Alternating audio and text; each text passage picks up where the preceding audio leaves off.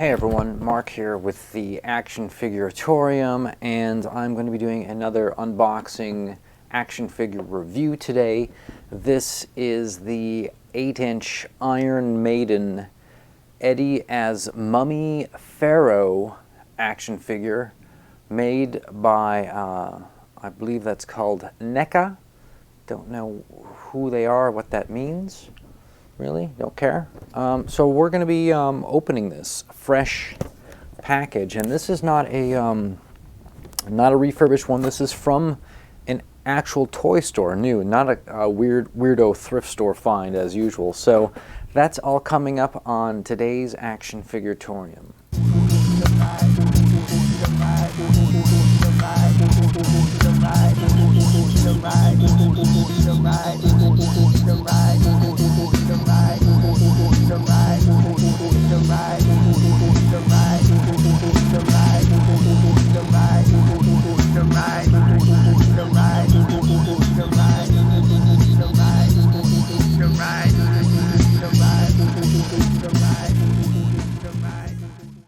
Okay, here we are back at the studio.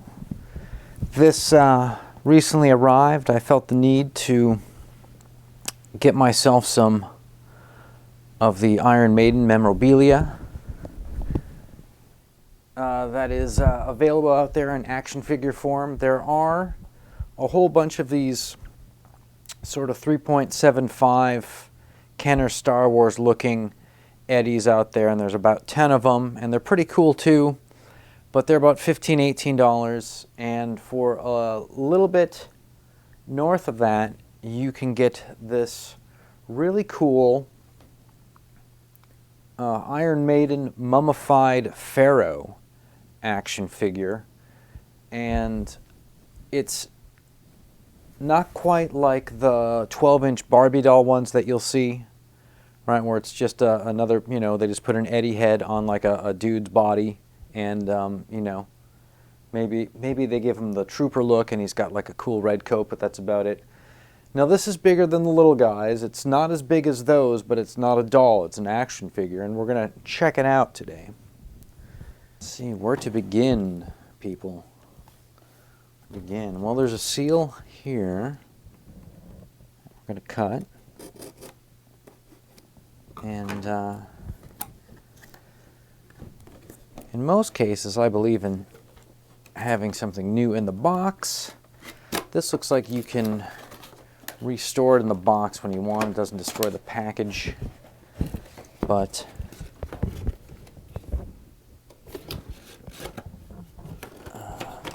this just flips open and pulls out. All right.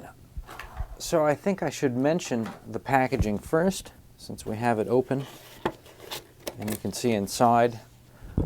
This is simply a generic box with some cellophane and the character inside of it, but they've taken the POWERSLAVE artwork from the Iron Maiden album cover POWERSLAVE, and they've cut out, sort of traced around the Pharaoh, so it looks pretty cool. And of course they just reuse it on the sides. and the back there is a shot of the action figure itself, and so if you look through the package you can see some of the other artwork that's on the inside of the Iron Maiden POWERSLAVE cover. Let's take a look at the figure. Comes in this little plastic tray here, and it looks like he's attached by a couple of. All right, we are on the verge. All right, both been removed. It took a while. All right, also like to point out that there is a little tab of silica to wick out the moisture. So here we have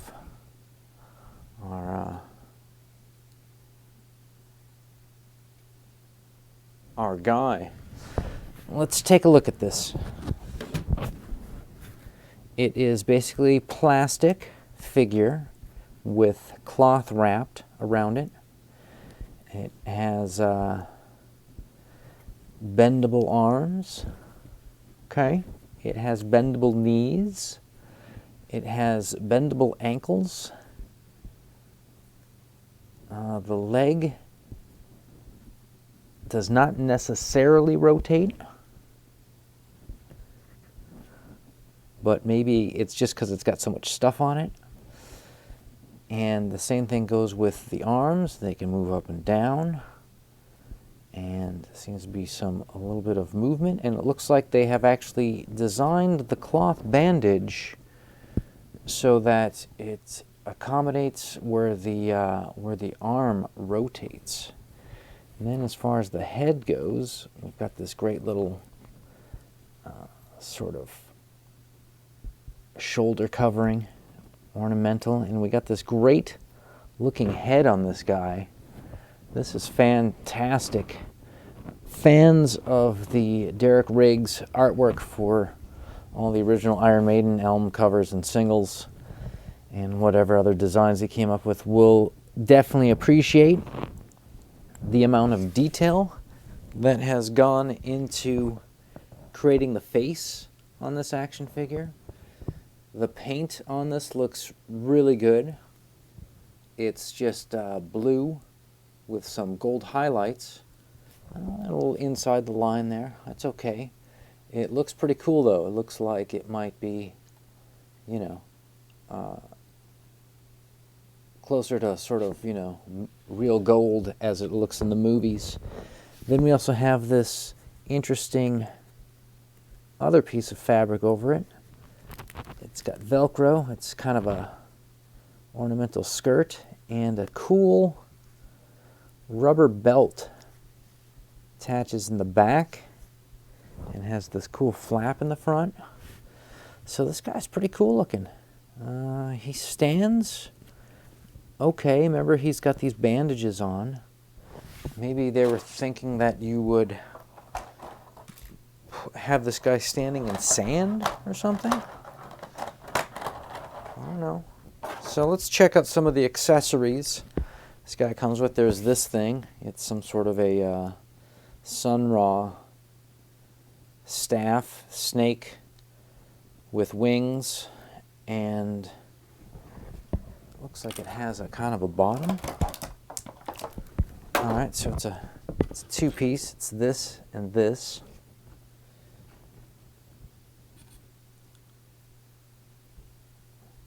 And I hope it's that and that, because otherwise I'm not sure what this goes to. And I doubt that they have instructions of any kind, so it feels like it goes in, but it also sort of fighting it. And, oh, I see. So what this is you slide this, what does the box say? All right, the box says that the left hand is for holding the staff. Yeah, I don't know. So far, this is a bit of a little bit of a sticking point here, as the staff is quite fragile, actually. It's kind of like a way a piece of dry spaghetti snaps. And it does not just instantly slip into the hand and go through it. It's a bit...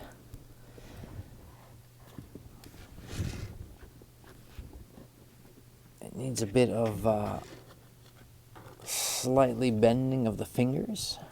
But here it's up now, and I think after that you attach the bottom part of the staff.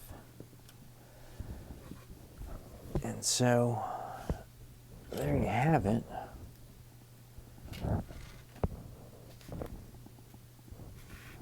Staff form, and looks like here.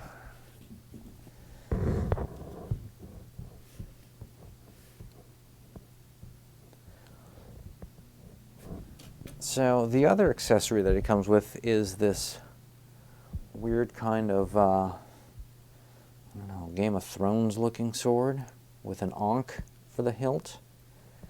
And that's also pretty tight too. If you get one of these, expect to,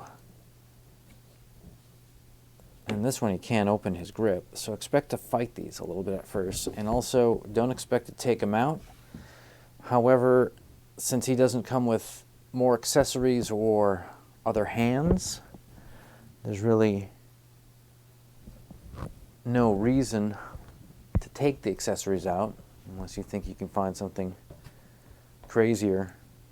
So I really like the look of this figure. It just has a real stunning, lifelike appearance in terms of the bandages and the use of blue and gold on it is just pretty cool overall. It looks great every time you look at it, no matter what it's doing. It doesn't have much in the way of doing a lot of posing. Like, it's not going to be a sort of a kung fu, guy who's going to go out and do battle. But it looks like something that you could do really sort of epic posing with, where you could, have smoke swirling around behind him and crazy lights going off, and like he's at the center of some crazy event, opening of the gates or closing of the gates. Why do you always have to open them? Why can't they be able to show up and shut them for a change? So maybe he's at one of these things, and you don't really have to pose him a whole lot, other than just make him sort of stand there and just display as much as you can of the figure. And maybe you could find some other B characters who sort of hang out with him, sort of lackeys and henchmen and stuff like that, or crazy animals, maybe jackals, something. We'll have to take a look around in the prop department over there and see what we can find for our guy Pharaoh Eddie. But this, I think, gets a recommend. It is brand new 2020, so since we're in the beginning of 2021, people are still sort of finding these and buying them. And so you're not going to find a whole lot right now cheap used, but I get the feeling that there's going to be a wave of these guys at some point that all come up cheap, and it'd probably be worth picking up one at least, maybe a couple. No one ever is going to, when they see a really well-made, cool Iron Maiden figure in your toy collection, going to say anything negative about you, put it that way. This can only be a win for everyone. So that is my overall first impression of the toy. Of course, going to do some photo galleries with it. I really love the Egyptian theme. I got a Playmobil pyramid play set that just has all these different corners and rooms inside of it with all the hieroglyphs on the stickers inside the play set to shoot action figures against. I think I did some Indiana Jones stuff with it that looks kind of neat. Needs a little bit of help, needs a little bit of organization and help, but will make another great gallery. And so this guy, when he pops into that pyramid set, I think with just the right amount of out of focusness on the stuff in the background, so you get kind of all the yellowish limestone blocks behind this guy, I think it's going to come up fantastic.